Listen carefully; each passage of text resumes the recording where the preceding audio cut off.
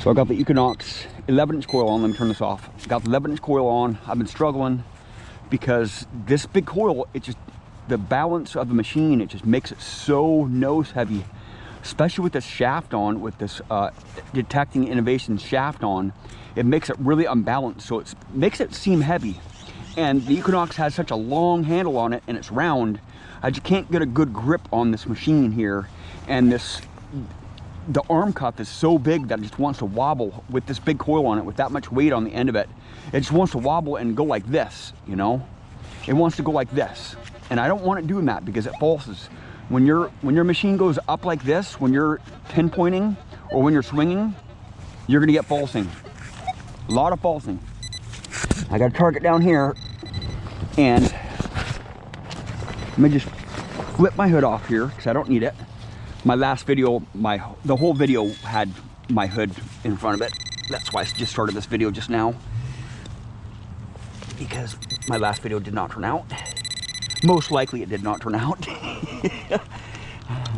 I got a few pull tabs. The pull tabs have been reading 18 today. Ooh, it's deep, man. And I've been struggling pinpointing with this coil here because it's so big, you know.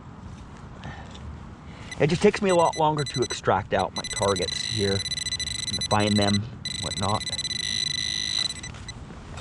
Get a bit deeper here. It might be a killer relic too. Is it a nail? Right there? It's a nail.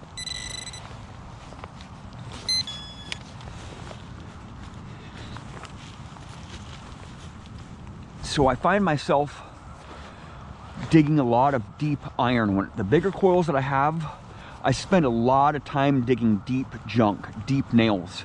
With the smaller coils, man, most of the stuff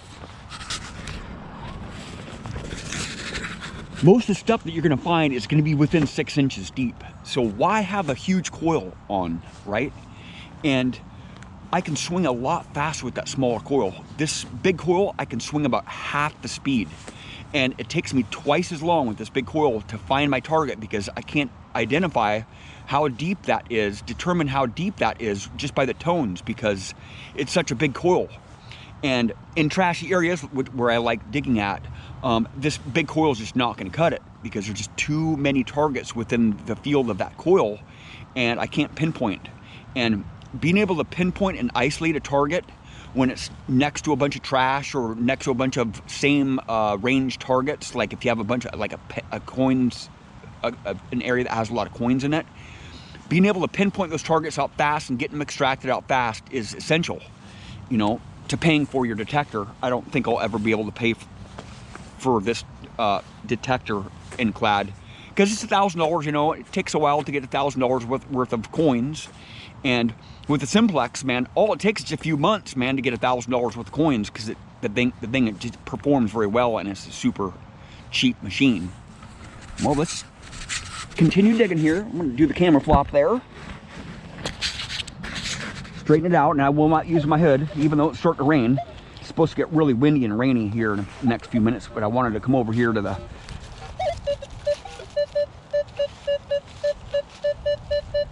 Okay, even though I extracted something out of that plug already, I'm going to detect it. Because it's reading up pretty solid here.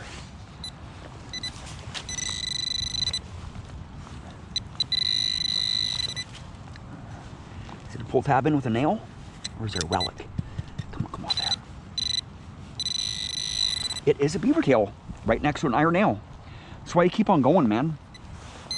Keep on getting them. Keep on going with your targets.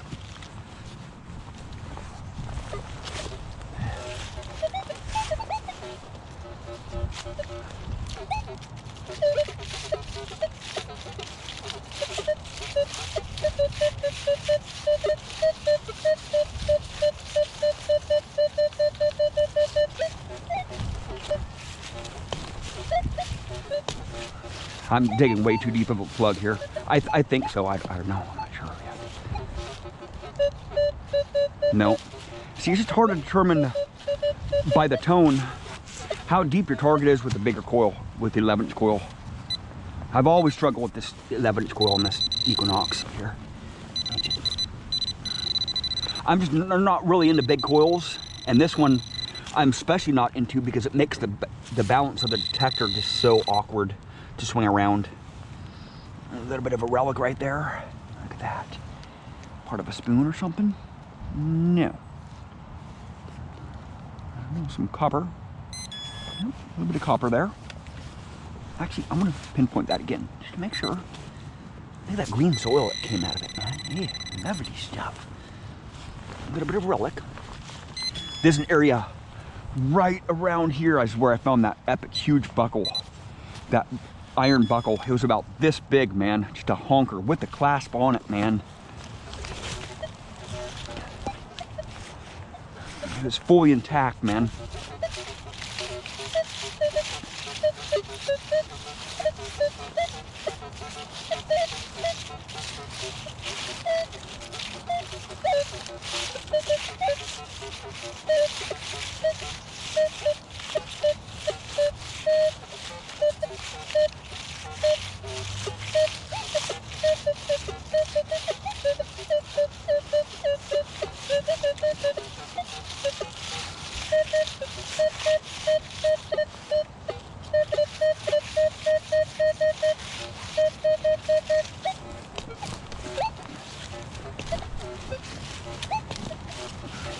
I'm digging a deep hole because I don't know how deep it is, right? It's deep, man. It didn't sound deep, and it was reading at 2 bars. So, you know, the depth meter on this is way different than the 6-inch coil. That 6-inch coil, I can really smack a lot of targets out super fast. And that 6-inch coil would still smack this right here, right? It would still smack it. Is it something epic? I'm gonna turn this pinpointer off. It doesn't like this big coil either. This pinpointer doesn't like the big coil on. Okay, is it gonna be a relic? Oh, I think so. Come on, baby. I'm gonna go easy with it. Go really easy with it. Right there. See? Big old hunk of steel. With this big coil, like I said, I've noticed that this thing gets a lot of deep iron, man. With the 6-inch coil, you're not getting a lot of that deep iron, man.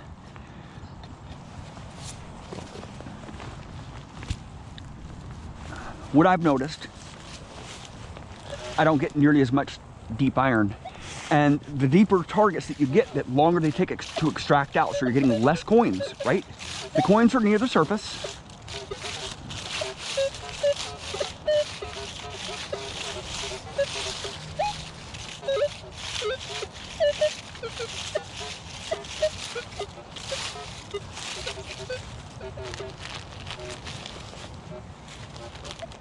Crap, man. Oh no. I just leave my smokes over there? I think I did, man. I think I did leave my smokes over there. Oh no. Yes, over there. I see them.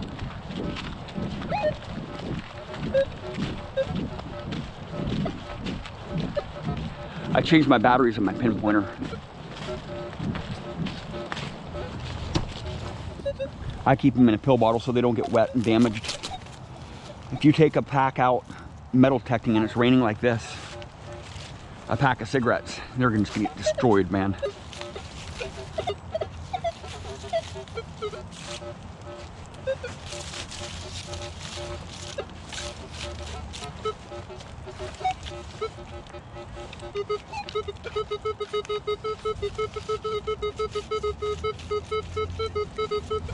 It takes a little bit longer to pinpoint with this bigger coil here. There's probably some foil right there. It could be some jewelry too, man.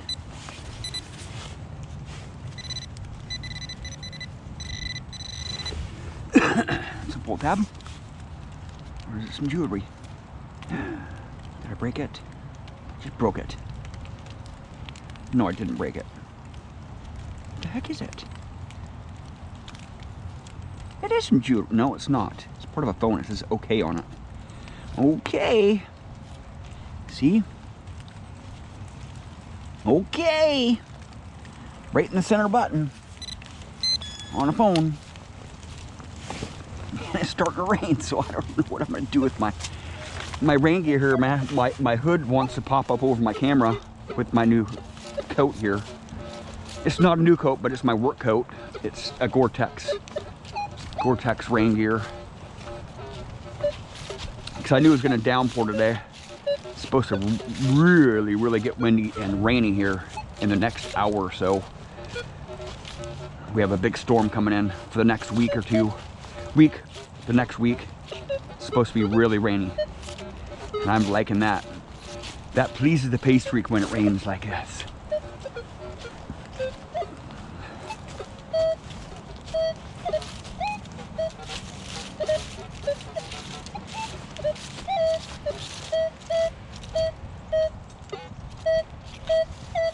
Just not like iron, man.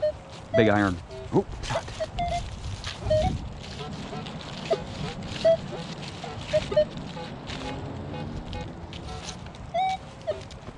Dude, look at that. 3 feet away from it, man.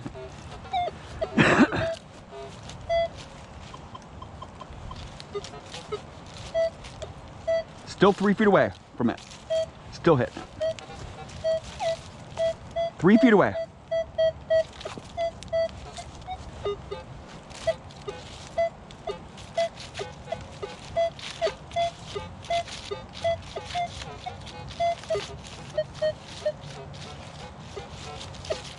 Okay, I'm gonna go get my 6-inch coil because I am not having this big coil today.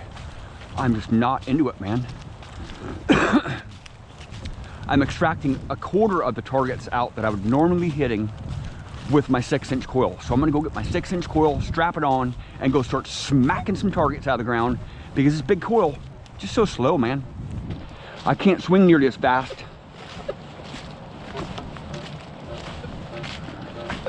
That little coil is awesome, man. I'm telling you, that little coil does really good.